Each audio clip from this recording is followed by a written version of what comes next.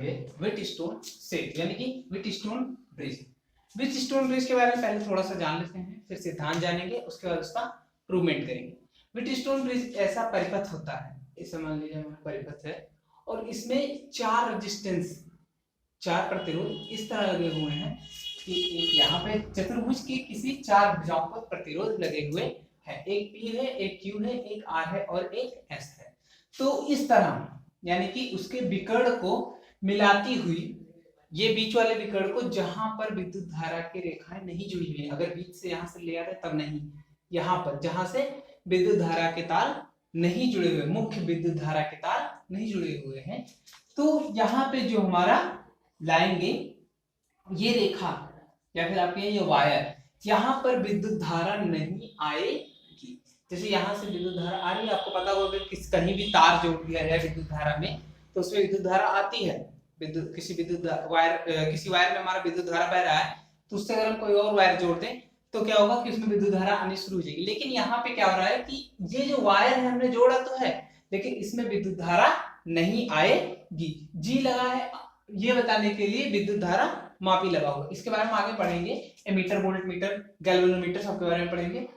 तो ये विद्युत धारा मापी है जो मापेगा कि इसमें विद्युत धारा आ रही है या नहीं। अभी देखिए हमने की लगाया हुआ है, की जिसको कह सकते हैं। तो की क्या करता है कि जब विद्युत धारा पूरा होगा तभी तो बताएगा कि हाँ विद्युत धारा आ रही है, तो की जब बंद होगा तभी विद्युत धारा बताएगा।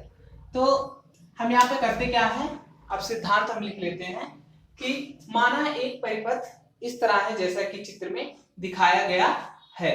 इसमें बिंदु ए पर, ये बिंदु ए पे यहाँ बनाइए यहाँ बनाइए, बात देखिए बिंदु ए से दो तार जुड़े हुए हैं जहां पर एक तरफ रेजिस्टेंस P दूसरी तरफ R है, और पुनः चित्र में आगे की तरफ जैसे दिखाया गया है वैसे रेजिस्टेंस यानी कि प्रतिरोध Q और S बने हुए हैं।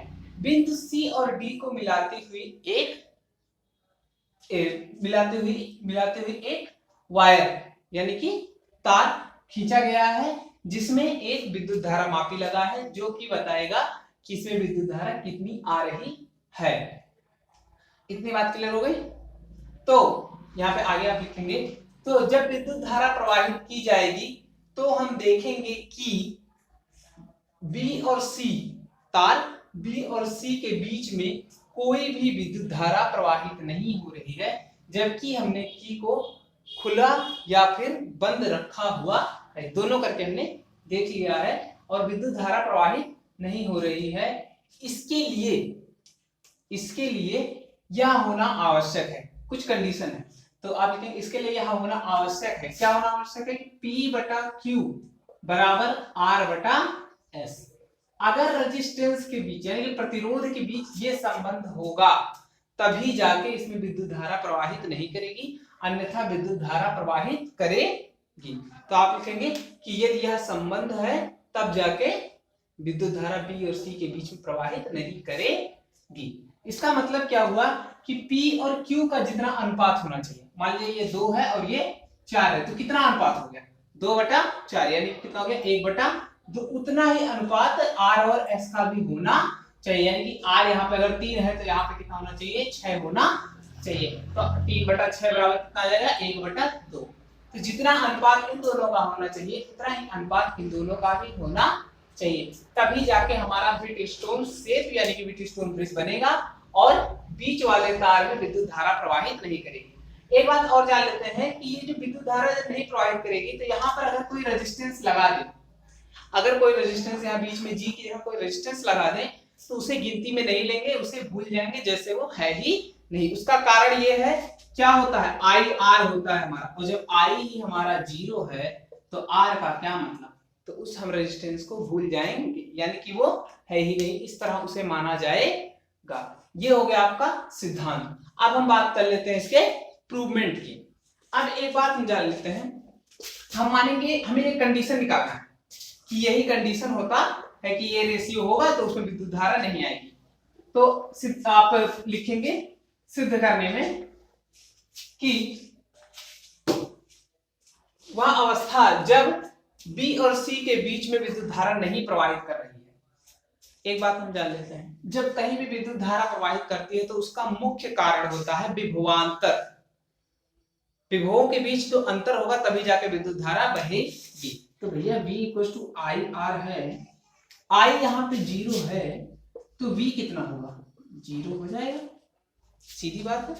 ये बात आप जान लीजिए कि विद्युत धारा कहीं प्रवाहित करती है तो विभव के अंतर की वजह से ही प्रभावित करती है, प्रभावित करती है। अब I हमारा 0 तो V हमारा 0 लेगा, यानी कि यहाँ पर अगर विभवांतर V है तो यहाँ पे भी कितना होगा, V ही होगा। यानी कि इस बिंदु और इस बिंदु के बीच में विभव में कोई अंतर नहीं है। हमने पहले बताया था V बराबर 0। ये V का मतलब ये नहीं कि विभव ही 0 हो जाए, ये विभवांतर है भैया।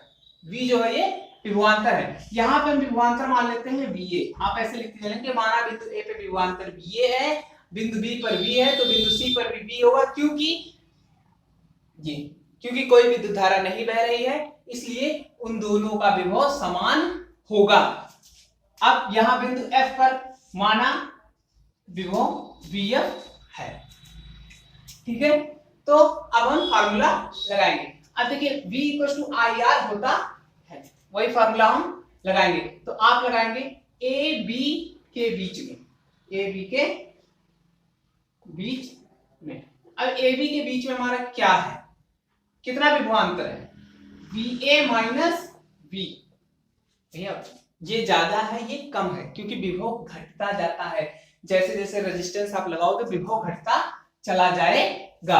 तो बराबर क्या आना चाहिए, आई आर। तो I1 विद्युत धारा कितनी बह रही है, I1 बह रही है, पूरी I आई थी, एक और I1, एक तरफ I2 कट गई, लेकिन दोनों का योगफल कितना होगा, I।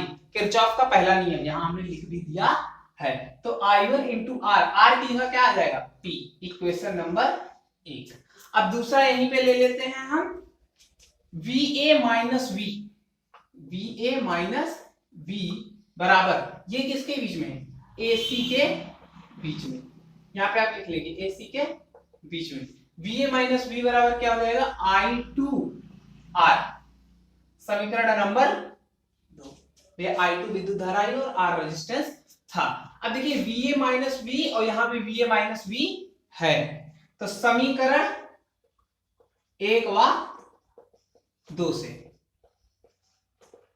1 और 2 से हमारा क्या हो गया, दोनों पक्ष, अगर ये दोनों पक्ष बराबर है तो ये दोनों पक्ष भी आपस में बराबर होने चाहिए, ठीक है। कैसे, मान लीजिए यहाँ पे लिखा है 2 बराबर 1 धन 1 और यहाँ भी लिखा है 2 बराबर 3 माइनस 1, तो भैया 1 धन 1 बराबर 3 माइनस 1 भी तो होना चाहिए, तो यानी कि 2 बराबर 2 आ रहा है। यानी कि अगर ये दो पक्ष बराबर है तो ये दोनों पक्ष भी आपस में बराबर होंगे। तो क्या बराबर हो जाएगा हमारा, I1P बराबर I2R। इसे अब हम रख लेते हैं, अभी हम आगे इसे सॉल्व करेंगे, किसके साथ, इसकी बात करेंगे। अब दूसरे वाले का निकाल लेते हैं, किसके बीच का, 2 का निकाल लिया, अब 2 के बीच का और निकालना है। अच्छा, और इसके बीच का निकालेंगे क्या, नहीं, इसके बीच तो विद्युत धारा 0 हो गई तो उसकी बात हम नहीं करेंगे। अब बात करेंगे B और D के बीच की, BD के बीच। तो BD के बीच क्या हो गया है, V माइनस VB, VF था, यहाँ V है वहां VF है, बराबर कितना हो जाएगा, विद्युत धारा कितनी आ रही है भैया, विद्युत धारा यहाँ से जितनी आई थी उतनी यहाँ आ रही, क्योंकि यहाँ तो 0 आई, तो यहाँ 0 आई अगर, तो भैया जितनी यहाँ से आई थी पूरी की पूरी वहीं चली गई। तो क्या हो गया, I1 इंटू Q, ठीक, ये हो गया समीकरण नंबर 3। अब V minus VF equal to क्या हो जाएगा, I2 इंटू PQRS, ठीक है, S, ये हमारा फोर्थ हो गया। ये किसके बीच में है, C और F के बीच में। CF कहिए या CD कहिए, बात एक ही है, क्यों बात एक ही है भैया, क्योंकि यहाँ बीच में कोई रेजिस्टेंस नहीं लगा है, और जब तक रेजिस्टेंस नहीं लगा रहेगा तब तक किसी तरह के विभवांतर में परिवर्तन नहीं आएगा। तो समीकरण 3 और 4 से, 3 और 4 से अगर हम ले लेते हैं, ये दोनों पक्ष बराबर तो ये दोनों भी आपस में बराबर होने चाहिए, तो क्या हो जाएगा, I1Q बराबर I2S। बोलो, अब यहां से हम निकाल लेते हैं I1 बटा I2। I1 बटा I2 बराबर हमारा क्या हो जाएगा, I1 यहीं पे है, I2 को इधर ले आते हैं, तो ये क्या बन गया, R बटा P, क्यों भैया, I2 को यहाँ नीचे लाए और यहाँ P जो था वो यहाँ पे नीचे चला गया, गुणे में है तो नीचे जाएगा तो भाग में हो जाएगा, दूसरे पक्ष में जाएगा, तो हमें पता है कि एक जगह गुणे में है तो दूसरे पक्ष में जाएगा तो भाग में हो जाएगा, यहाँ भी ये गुणे में है तो यहाँ आएगा भाग में जाएगा। उसी तरह यहाँ भी I1 बटा I2 निकाल लेते हैं, तो I1 बटा I2 क्या हो जाएगा, S बटा Q। ठीक, अब देखो I1 बटा, इसे नाम देते हैं 5 और इसे देते हैं 6, तो समीकरण 5 व 6 से, ठीक है।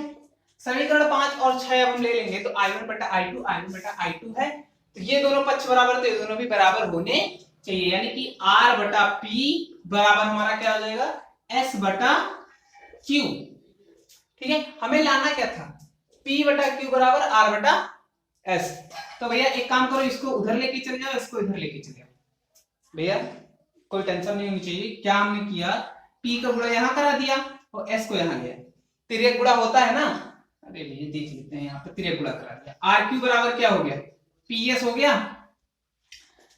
तो अब क्या कर लेते हैं हम, हमें क्या लाना था, P बटा Q, तो Q को यहाँ ले जाएंगे तो ये नीचे आ जाएगा और S को यहाँ लाएंगे तो ये नीचे हो जाएगा, तो क्या आ गया, R बटा S बराबर P बटा Q।